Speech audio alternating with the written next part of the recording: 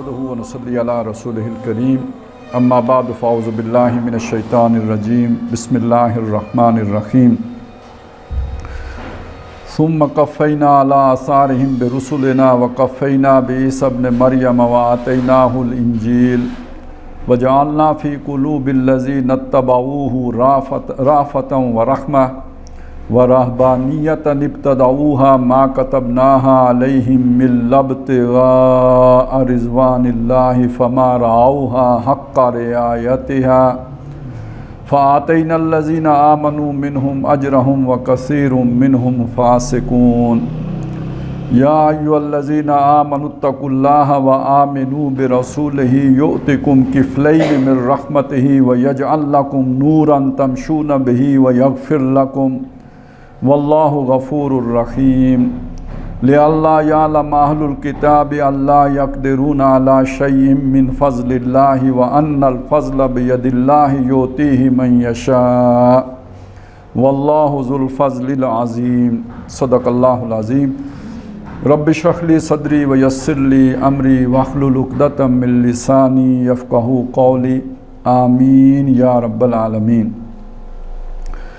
سورہ حدید کی 26 آیات ہم نے پڑھ لی تھی، 27ویں آیت بھی آدھی پڑھ لی تھی کہ اس کے بعد ہم نے انہی کے حضرت ابراہیم اور حضرت نوح علیہ السلام کے بعد پے بپے اپنے رسولوں کو بھیجا اور ان کے بعد آخر میں حضرت عیسیٰ علیہ السلام کو بھیجا اور ان کو ہم نے انجیل عطا کی، یہاں تک ہم نے پڑھ لیا تھا۔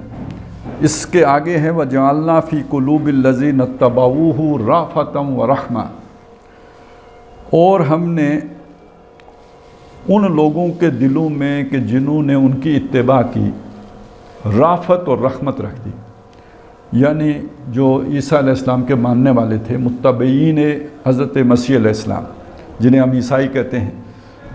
قرآن مجید نے انہیں نصارہ بھی کہا ہے کیونکہ وہ خود انہوں نے اپنے لیے یہ نصارہ کا نام تجویز کیا تھا، تو قرآن مجید نے اسی سے انہیں موسوم بھی کیا۔ اور عام طور پہ ہم انہیں عیسائی کہتے ہیں، مسیحی بھی کہلاتے ہیں، مسیحی۔ تو اللہ تعالیٰ نے یہ بتایا کہ جو ان کے پیروکار تھے، اور یعنی جو سچے پیروکار حضرت مسیح علیہ السلام کے تھے، ان کی دو خصوصیات بہت نمایاں تھیں، ایک رافت اور رحمت، دوسری رحمت۔ رافت اور رحمت ترجمہ جب ہم کرتے، اچھا اسی رافتی سے لفظ بنا ہے رعوف، رعوف الرحیم جب ہم کہتے ہیں، رحیم جو لفظ ہے یہ رحمت سے بنا ہے، اور جو رعوف ہے یہ رافت سے بنا ہے۔ ترجمہ جب ہم کرتے ہیں تو دونوں کا ترجمہ مہربانی، نرمی، رحمت، اس طرح کے الفاظ سے ہم ترجمہ کرتے ہیں، لیکن یہ کہ ان دونوں الفاظ میں جو ایک باریک سا فرق ہے، ویسے دونوں کا تعلق ہے رحمت کے ساتھ ہی، لیکن ایک باریک سا فرق ہے۔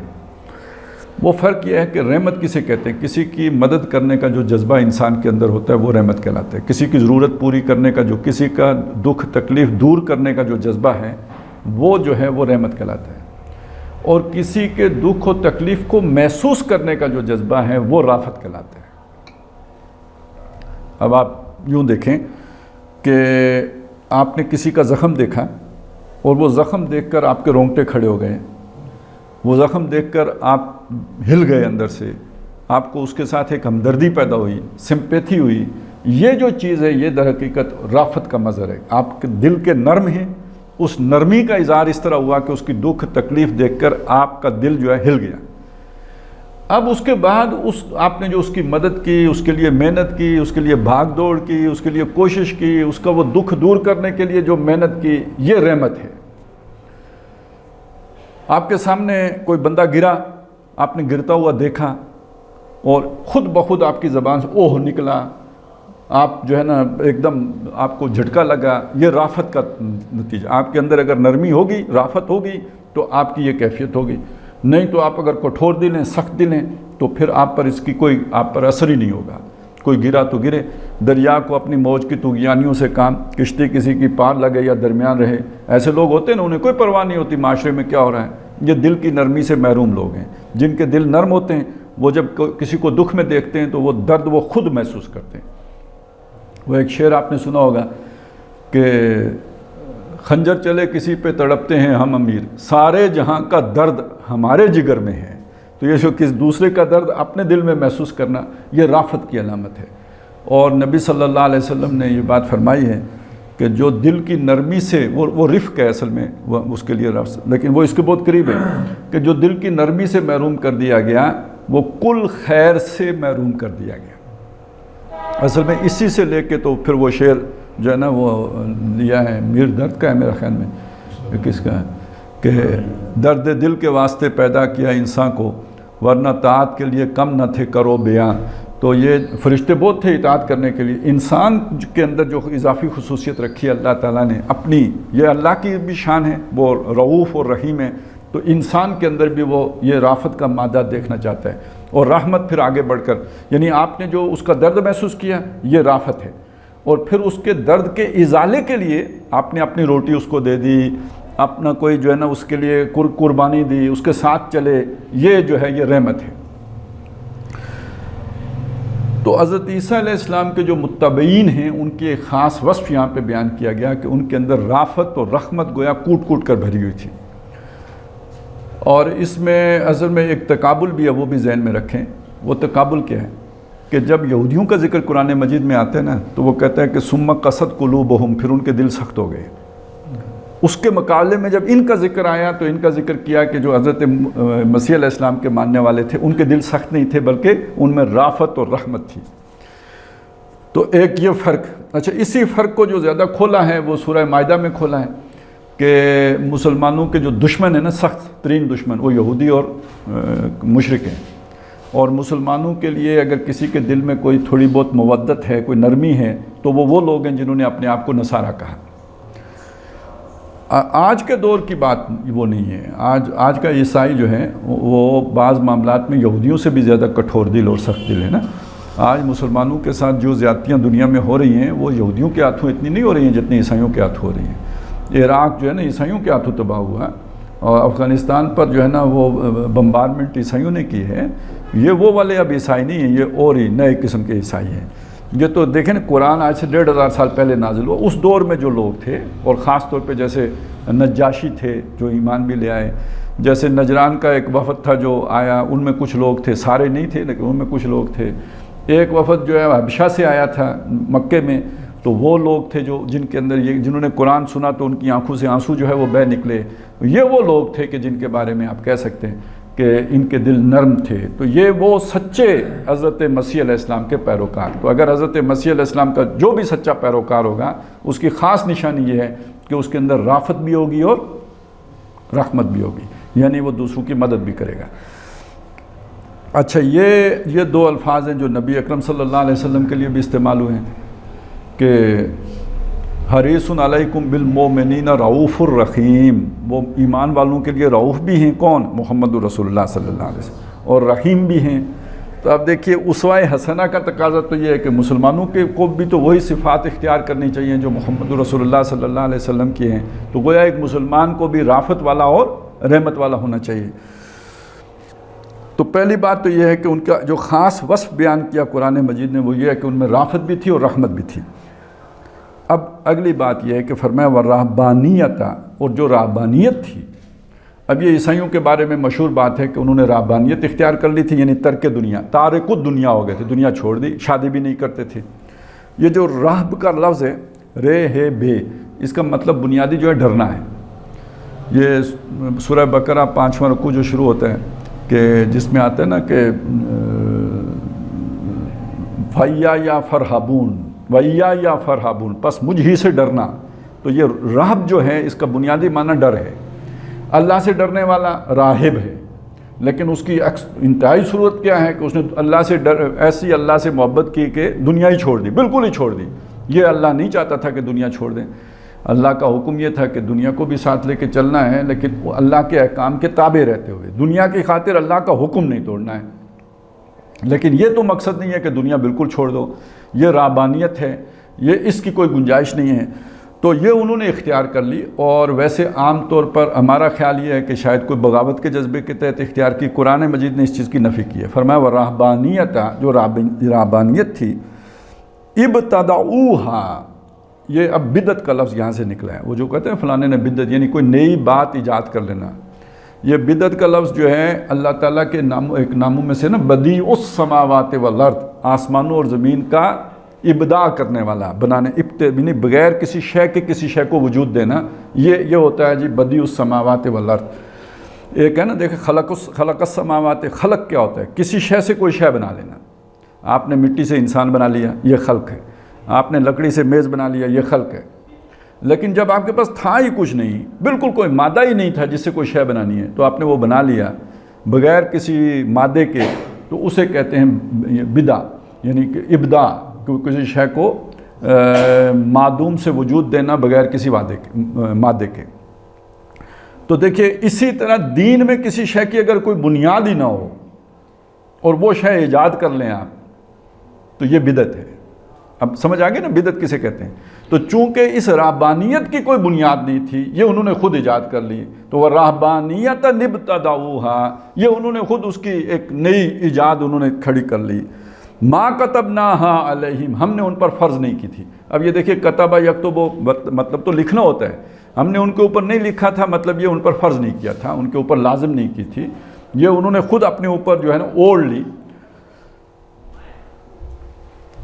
الا ابتغاء رضوان اللہ، یہ اللہ کی نافرمانی کے جذبے کے تحت انہوں نے نہیں کیا تھا، مگر اس لیے کیا تھا تاکہ اللہ تعالیٰ ان سے راضی ہو جائے۔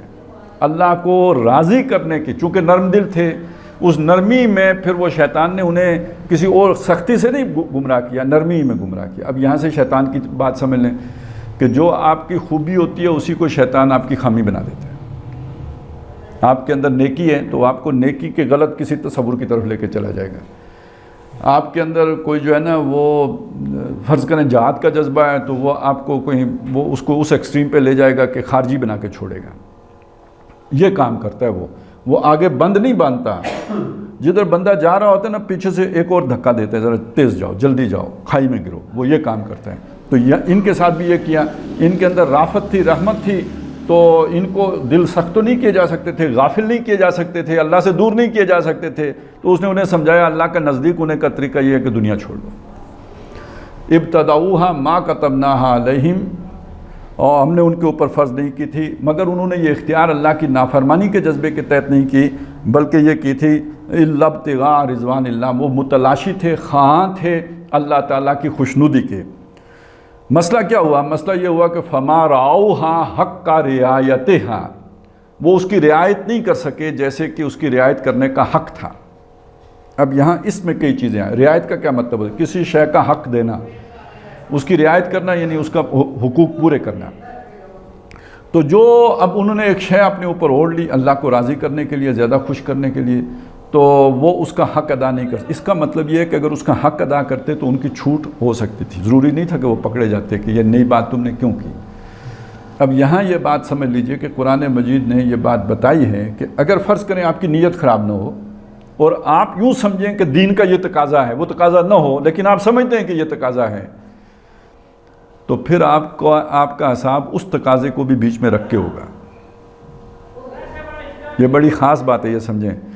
مثلا یہ کہ اللہ تعالیٰ نے فرض کریں داڑھی رکھنے کا حکم نہیں دیا، لیکن ہم یہ سمجھیں کہ اللہ نے داڑھی، میرا خیال یہ ہے کہ اللہ نے داڑھی رکھنے کا بھی حکم دیا ہوا ہے، تو مجھ سے یہ بھی پوچھے گا کہ تم نے داڑھی کیوں نہیں رکھی تھی۔ اب سمجھ آ گئی بات؟ ویسے تو اللہ نے نہیں کہا کہ داڑھی رکھو، فرض کر رہے ہیں ہم، بالفرض اللہ نے نہ کہا ہو کہ بھائی داڑھی رکھو، لیکن اگر کوئی بندہ یہ سمجھے کہ اللہ نے کہا ہوا ہے کہ داڑھی رکھنی ہے تو پھر نہیں رکھے گا تو گناہ گار ہوگا۔ یہ اس جگہ سے بات سمجھ میں آئی۔ ایک اور میں جگہ سے سمجھاتا ہوں۔ سورہ بقرہ میں رمضان کے جو روزے کا حکم ہے نا، شہر رمضان الذی انزل فیہ القرآن، اس میں شروع میں یہ بات تھی کہ مسلمانوں کو یہ خیال تھا کہ دن کو روزے میں تو بیوی کے پاس نہیں جا سکتے، تو رات کو بھی نہیں جا سکتے، کھانا پینا کر سکتے ہیں لیکن بیوی کے پاس نہیں جا سکتے، یہ ان کا ایک خیال تھا۔ لیکن یہ کہ بعض غلطیوں سے چلے بھی جاتے تھے، ظاہر ہے وہ جذبات قابو میں نہیں ہوئے تو ہم بستری بھی کر لی۔ اب سمجھتے کیا تھے کہ یہ کام غلط ہے، رمضان کی راتوں میں یہ کام نہیں کرنا چاہیے، لیکن کر بھی لیتے تھے۔ اس کا ذکر آیا ہے کہ علم اللہ انکم کنتم تختانون انفسکم، اللہ کو معلوم ہے کہ تم اپنی جانوں کے ساتھ خیانت کر رہے تھے، لیکن اللہ نے حکم نہیں دیا تھا کہ نہ جاؤ، لیکن وہ سمجھتے تھے کہ نہیں جانا چاہیے اور پھر بھی جاتے تھے، تو اسے کہا خیانت کرتے تھے۔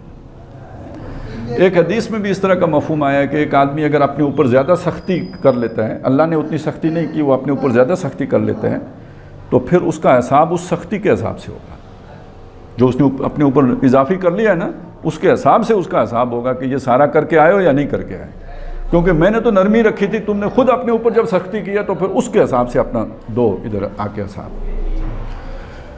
تو نہ دوسروں کے ساتھ سختی کریں نہ اپنے ساتھ سختی کریں، جتنی شریعت ہے اتنی بات کریں، مطلب اس کے اضافے کریں گے تو پھر اس اضافے کے مطابق اللہ تعالیٰ حساب لے گا.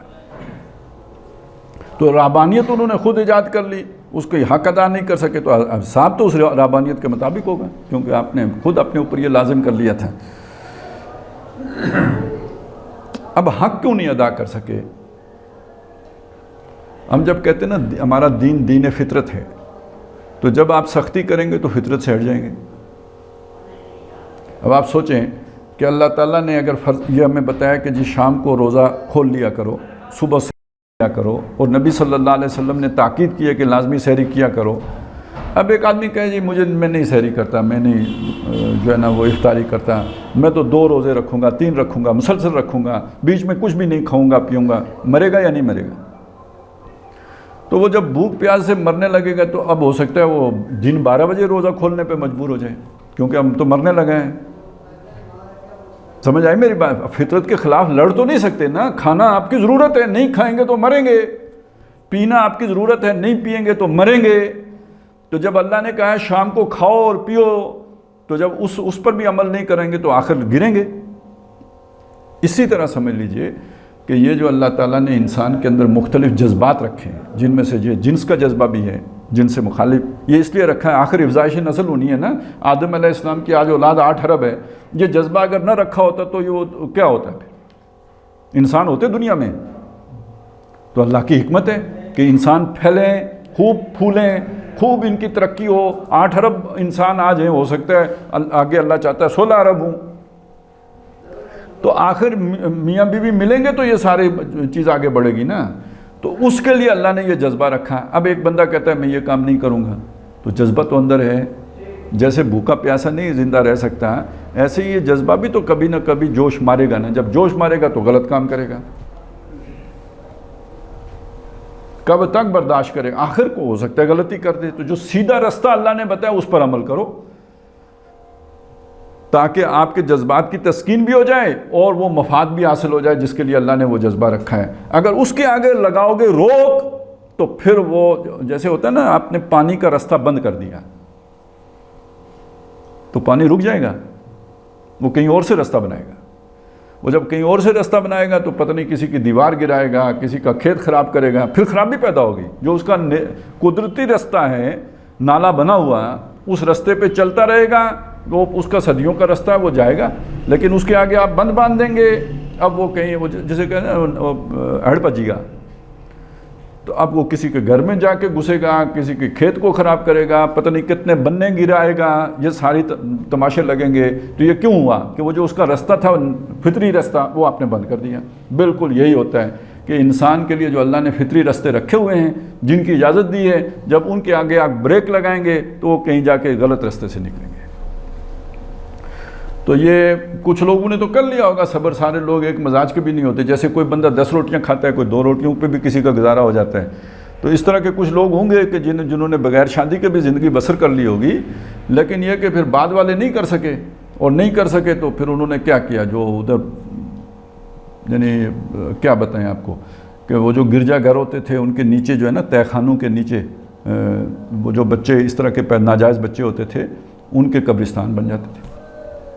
مار ظاہر تو نہیں کر سکتے، کیا بتائیں یہ کس کے بچے ہیں، تو پھر انہیں مار دیتے تھے، مار کے قبر میں دفن کر دیتے تھے ادھر ہی. تو بعد میں جب وہ کہیں کسی نے جب دیکھا تحقیق کوئی پتہ چلا جی کئی قبریں ہیں، تو اب وہ رستہ رکا تو نہیں نا، ناجائز کام ہو گیا، غلط کام ہو گیا. تو فما رعوہا حق کا رعایتہا، تو اس کی رعایت نہیں کر سکے جیسے کہ اس کی رعایت کرنے کا حق تھا. فَآتَيْنَا الَّذِينَ آمَنُوا مِنْهُمْ أَجْرَهُمْ، تو ان میں سے جو ایمان والے تھے ان کا اجر ہم نے انہیں دیا. یعنی جنہوں نے یہ اپنے اوپر مشکل تان لی تو پھر اس کی رعایت پوری کی اور اس کا پورا خیال رکھا، ان کو تو چلیں ہم نے دیا ان کا اجر، ان کی محنت کا صلہ ان کو ملا. لیکن اکثریت کا معاملہ یہ نہیں ہو سکا، وہ اس کی رعایت نہیں کر سکے. وَكَثِيرٌ مِّنْهُمْ فَاسِقُونَ، وہ کثیر جو ہے نا اکثر وہ فاسق ہو گئے، نافرمان ہو گئے، یعنی اپنے لیے جو اضافی طے کیا تھا اس پر عمل پیرا نہیں ہو سکے۔ اب یہاں پہ ضمناً ایک بات سمجھ لیجئے، ہمارے ہاں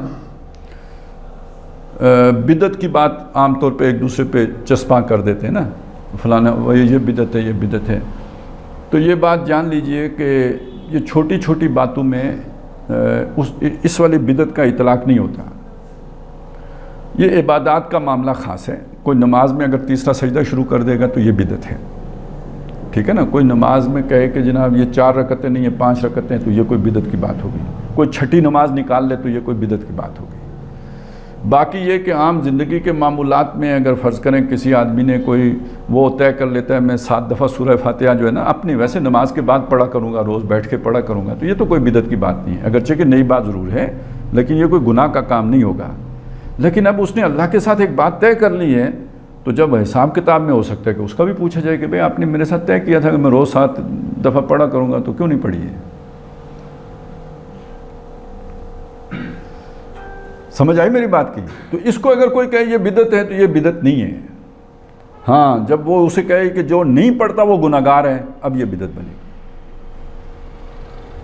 جب وہ یہ بات کہے گا نا کہ جو نہیں پڑھتا وہ گناہگار ہو گیا ہے، تو اس کا مطلب اس نے اس میں دین میں اس شے کو لازم کر دیا ہے۔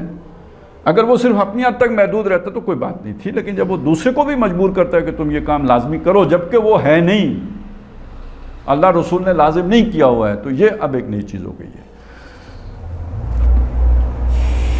ویسے ہمارے ہاں بھی لوگوں نے بعض چیزوں میں جو ہے نا سختی کی ہے، سختی کا ہے، شدت پیدا کی ہے، دین میں جو چیزیں نہیں تھیں ان کو بھی مطلب زبردستی وہ جو ہے نا ان کے اوپر پابندیاں کرا دی ہیں۔ خاص طور پہ دیکھیں، اب اس چیز کو دیکھیں کہ روزہ ہے، نماز ہے، دونوں چیزیں ہیں، لیکن نماز کے بارے میں جتنی باتیں آپ کو سختی کی ملیں گی اتنا آپ کو روزے کے بارے میں ہمارے نہیں ملتا ہے۔ مطلب نماز میں اب فرض ہیں، واجب ہیں، سنتیں ہیں، سنت مؤکدہ ہیں، نوافل ہیں، اب جو ہے نا وہ نوافل بھی جو ہے مغرب کے ساتھ یہ ہیں، اور جو ہے نا عشاء کے بعد والے یہ ہیں، یہ بہت ملے گا۔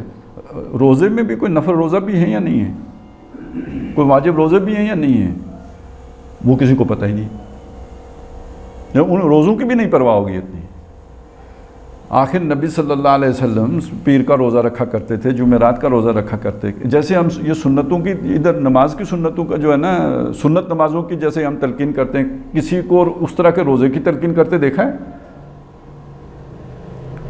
اسی طرح آخر جیسے واجب ہیں، وطر ہیں، اس کو کتنا ان کو فرض جیسا ہی سمجھتے ہیں، تو بعض نے یہ جو ہے نا یہ آپ کا جو یہ 9ویں 10ویں کا جو ہے اس کو بھی انہوں نے بعض نے اس درجے میں رکھا ہوا ہے۔ نہیں تو سنت مؤکدہ میں تو رکھا ہوا ہی ہے نا، تلقین کی ہے نبی صلی اللہ علیہ وسلم نے کہ وہ 1 رکھتے ہیں آپ 2 رکھیں، یہودی 1 رکھتے ہیں نا، 10 محرم کا رکھتے ہیں آپ 2 رکھیں، 9 اور 10 2 کا رکھیں۔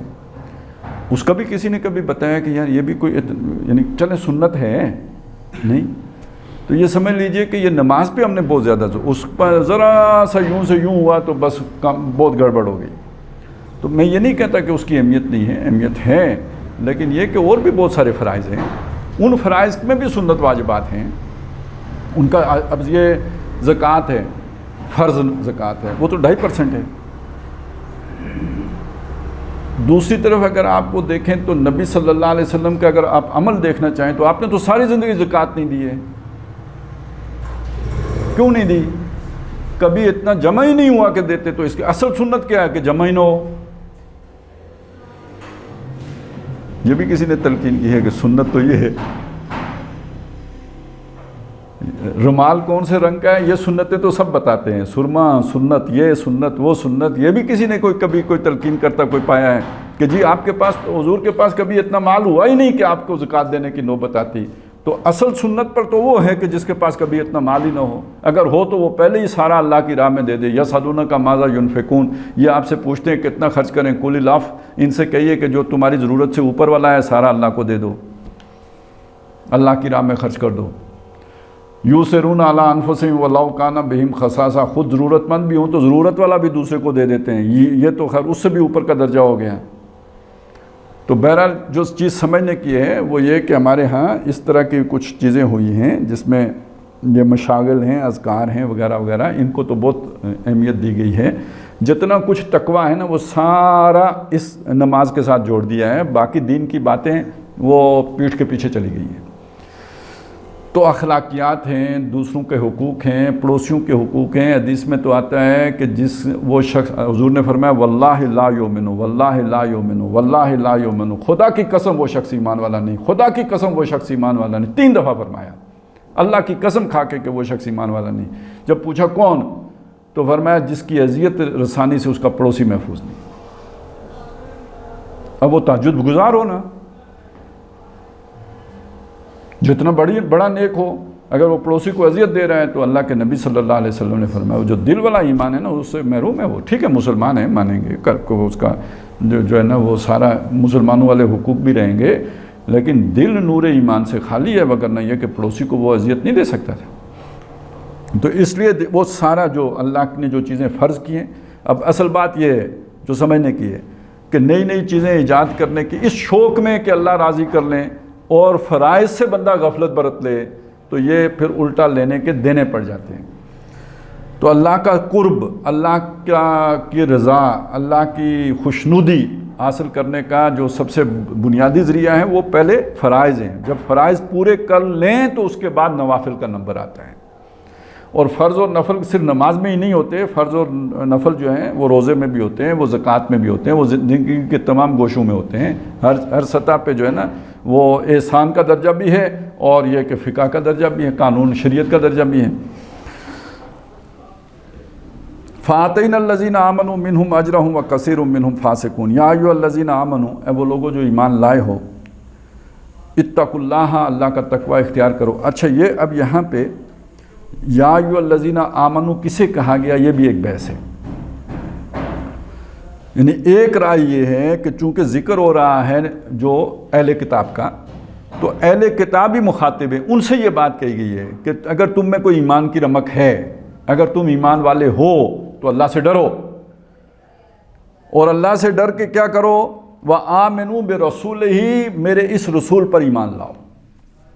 یعنی تم پہلے سے ہی ایمان والے چلے آ رہے ہو، اب تمہارے سامنے ایک بڑا چیلنج آ گیا ہے کہ اب اللہ نے محمد صلی اللہ علیہ وسلم کو رسول بنا کے بھیجا ہے، تو اللہ کے تقوی کا تقاضا یہ ہے کہ محمد رسول اللہ پر ایمان لاؤ تاکہ تمہارے ایمان کی تکمیل ہو۔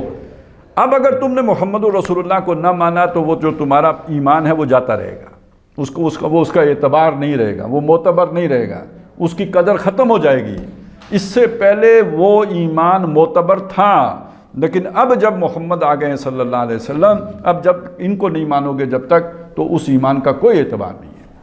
تو اللہ کا تقوی کا اب تقاضا یہ ہے، برادری چھوڑنی پڑتی ہے تو چھوڑ دو، بادشاہی چھوڑنی پڑتی ہے تو چھوڑ دو۔ دیکھیں 2 بادشاہوں کا معاملہ ہے، دونوں عیسائی ہیں۔ آپ نے سنا نجاشی بادشاہ تھے، ان کے سامنے جب قرآن مجید پڑھا گیا پادریوں کو بڑا غصہ آیا، کیونکہ اس میں حضرت عیسیٰ علیہ السلام کا ذکر تھا کہ یہ اللہ کے بیٹے نہیں ہیں، یہ تو اس طرح پیدا ہوئے ہیں۔ سورہ مریم تلاوت کی گئی تھی، پادری جو تھے ان کی دربار میں موجود تو غصے سے بھر گئے، آنکھیں سرخ ہو گئیں، اور نجاشی نے کھڑے وہ تنکا اٹھایا، پہلے سب کو دکھایا یہ تنکا، اور پھر فرمایا کہ جو قرآن نے بیان کیا ہے حضرت مسیح علیہ السلام کے بارے میں وہ اس سے زیادہ، اس تنکے سے بھی زیادہ اور نہیں تھے، بس یہی تھے جو قرآن نے بیان کیا، یہ اصلیت ہے حضرت عیسیٰ علیہ السلام کی۔ اب اس نے پرواہ نہیں کی کہ یہ لوگ میرے خلاف بغاوت کر دیں گے، میری بادشاہی مجھ سے چھن جائے گی، جو حق اس کے سامنے آیا اس نے قبول کر لیا۔ یہ اس ایمان کا تقاضا یہ ہے کہ یہ جو اب حق آپ کے سامنے آیا ہے اسے قبول کرو۔ یہی معاملہ ہوا ہرکل کا، وہ تو بہت بڑی سلطنت کا مالک تھا، سلطنت روما کا بادشاہ ہرکل۔ جب اس کے پاس نبی صلی اللہ علیہ وسلم کا نامہ مبارک پہنچا، آپ نے اسے خط لکھا، تو جب وہ پہنچا تو اس نے سوالات کرنے شروع کیے، جو سفارت تھی نا، جو سفیر تھے ان سے سوالات کرنے شروع کیے۔ اصل میں اس سے پہلے ایک واقعہ ہو چکا تھا کافی عرصہ پہلے، کہ جس میں ابو سفیان اور یہ لوگ گئے ہوئے تھے ادھر، تو اسے خبر مل چکی تھی کہ کوئی نبی کسی کا ظہور کی باتیں چل رہی ہیں، تو اس نے کچھ سوالات پوچھے تھے ابو سفیان لوگوں سے۔ اس وقت تک حضرت ابو سفیان ابھی ایمان نہیں لائے تھے، اور انہوں نے یہ بات بیان کی ہے کہ جو بھی وہ پوچھتا تھا سچ سچ وہ بتاتا جاتا تھا۔ تو انہوں نے بتایا بعد میں میرا دل کرتا تھا کہ میں جھوٹ بول دوں، لیکن یہ سوچ کے میں نے جھوٹ نہیں بولا کہ یہ میرے ساتھ آئے ہوئے ہیں لوگ جو ہیں یہ کہیں گے ہمارا سردار جھوٹ بولتا ہے. یہ بھی کبھی سردار ہوتے تھے, کافر تھے, لیکن اپنے لوگوں کے سامنے جھوٹ بولتے ہوئے شرماتے تھے. تو جھوٹ نہیں بولا, سچ سچ سارا بتایا کہ حضور ایسے, جو وہ پوچھتا گیا سب سچ سچ بتایا.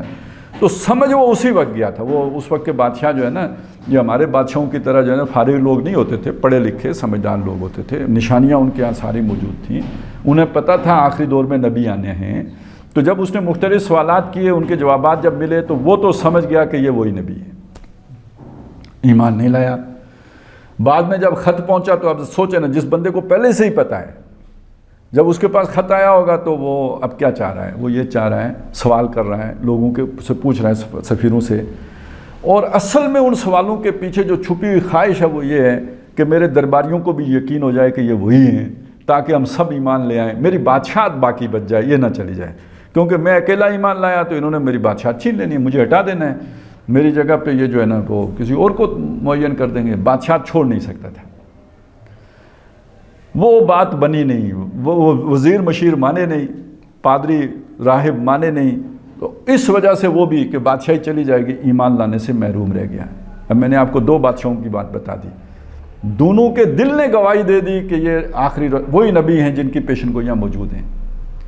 ایک نے بادشاہی کی پرواہ کیے بغیر ایمان لایا, یہ نجاشی رحمۃ اللہ علیہ. اور دوسرے وہ ہیں کہ جن کے دوسرا وہ ہے کہ جس کے سامنے سمجھ اسے بھی آ گئی, لیکن وہ بادشاہی آگے آڑے بن گئی, وہ اس کی قربانی نہیں دے سکا, ایمان لانے سے محروم رہ گیا. یہ ہے. اور اب آپ سوچیں کتنا بڑا عالم ہے کہ وہ پہچان گیا کہ یہ محمد صلی اللہ علیہ وسلم وہی آخری نبی ہیں. تورات کا عالم ہے, انجیل جانتا ہے, لیکن یہ کہ وہ سارا ایمان جو اس کا تھا وہ سارا کھو کھاتے چلا گیا یا نہیں چلا گیا؟ کیوں؟ اس لیے کہ وہ محمد الرسول اللہ صلی اللہ علیہ وسلم پر ایمان نہیں لایا. تو اب یہ بات ثابت ہو گئی کہ حضور پر ایمان لائے بغیر اللہ کو ماننا معتبر نہیں ہوگا. حضور پر ایمان لائے بغیر آخرت کو ماننا فائدہ مند نہیں ہوگا. یہ وہ بات ہے جو سورہ بقرہ کے دوسرے رکوع میں آئی, وَمِنَ النَّاسِ مَن يَقُولُ آمَنَّا بِاللَّهِ وَبِالْيَوْمِ الْآخِرِ وَمَا هُمْ بِمُؤْمِنِينَ. ان میں وہ بھی ہیں کہ جو دعویٰ کرتے ہیں کہ اب اللہ پر اور آخرت پر ایمان لائے, حالانکہ وہ ایمان والے نہیں ہیں. کیوں نہیں ہیں؟ اس لیے نہیں ہے کہ محمد رسول اللہ کو نہیں مانا. یہی بات جو ہے نا وہ آئی ہے 15واں رکوع جو بلکہ 14واں رکوع کی جو آخری آیات ہیں کہ الذین آتیناہم الکتاب یتلونہ حق تلاوتہ, جن کو ہم نے کتاب دی ہے وہ اس قرآن یعنی جو کتاب عطا کی ہے وہ اس کی تلاوت کرتے ہیں جیسے اس کی تلاوت کرنے کا حق ہے, یعنی اس کی اتباع کرتے ہیں, اس کی پیروی کرتے ہیں. وَمَن يَكْفُرْ بِهِ فَأُولَٰئِكَ هُمُ الْخَاسِرُونَ. جو اس قرآن کا انکار کرے گا وہ خسارہ پانے والے ہوں گے. تو اب اصل میں اس میں خطاب ہے سارا انہی سے, یہودیوں ہی سے, کیونکہ اس سے اگلی آیت یہ یا بنی اسرائیل اذکروا نعمتی التی انعمت علیکم, 15ویں رکوع کی پہلی آیت. تو اگر قرآن مجید کا انکار کر دیں گے تو وہ خسارہ پانے والے ہوں گے, یعنی ان کا وہ اللہ پر ایمان لانا, آخرت پر ایمان لانا معتبر نہیں ہوگا. یہ بات آج کل جو ہے نا یہ فتنے کے طور پر پھیلائی جا رہی ہے کہ آخر دیکھیں نا جیسے بھی ہیں اللہ کو تو مانتے ہیں نا, جیسے بھی ہیں آخرت کو تو مانتے ہیں نا. بے شک اللہ کو مانتے ہوں, کو مانتے ہوں, اگر محمد رسول اللہ کو نہیں مانتے تو ان میں اور نہ ماننے والوں میں کوئی فرق نہیں. ہاں قانون کی سطح پہ تھوڑا بہت فرق ہوگا, آپ اہل کتاب کی عورتوں سے شادی کر سکتے ہیں, ان کا ذبیحہ کھا سکتے ہیں, یہ والا فرق ضرور ہے, لیکن یہ کہ ایمان کے اعتبار سے وہ کافر قرار پائیں گے, وہ مسلمان نہیں, یا یہ کہ وہ نجات والے نہیں ہو سکتے. ان کے لیے قرآن مجید میں ان کی سزا مقرر ہے آخرت کی. تو اللہ کا تقوی کا اب تقاضا یہ ہے کہ محمد رسول اللہ پہ ایمان لاؤ. اس کا فائدہ کیا ہوگا؟ یؤتکم کفلین من رحمتہ, اللہ تعالیٰ اپنی رحمت کا تمہیں 2 حصے دے گا. اب یہ کفلین کا لفظ, کفل جو ہوتا ہے نا ایک حصہ, اور کفلین 2 حصے ہو گئے, تو یہ 2 حصے کیوں دے گا؟ تم پہلے بھی ایمان والے تھے, اب یہ ایک نئی تمہیں جو ہے نا مشقت کرنی پڑی, نئی قربانی دینی پڑی, اپنی برادری چھوڑ کے محمد رسول اللہ کو تم نے مانا ہے, تو گویا اس کا حصہ علیحدہ ملے گا, وہ پہلے والے ایمان کا حصہ علیحدہ ملے گا, 2 حصے ملے گے. نئی ایمان لاؤ گے وہ پہلے والا بھی ضائع ہو جائے گا, ایمان لے آؤ گے تو 2 حصے ملے گے, پہلے والا علیحدہ, نیا والا علیحدہ. کفلین من رحمتہ, اللہ تعالیٰ اپنی رحمت کے 2 حصے تمہیں دے گا. وَيَجْعَلْ لَكُمْ نُورًا، اور تمہارے لیے ایک روشنی مقرر کر دے گا، تمشون بہی، جس کے ذریعے سے تم چلو گے۔ اب یہ کون سی روشنی ہے؟ یعنی اللہ تعالیٰ ایک سوجھ بوجھ عطا کر دے گا، سمجھداری دے دے گا، حکمت و دانائی دے دے گا۔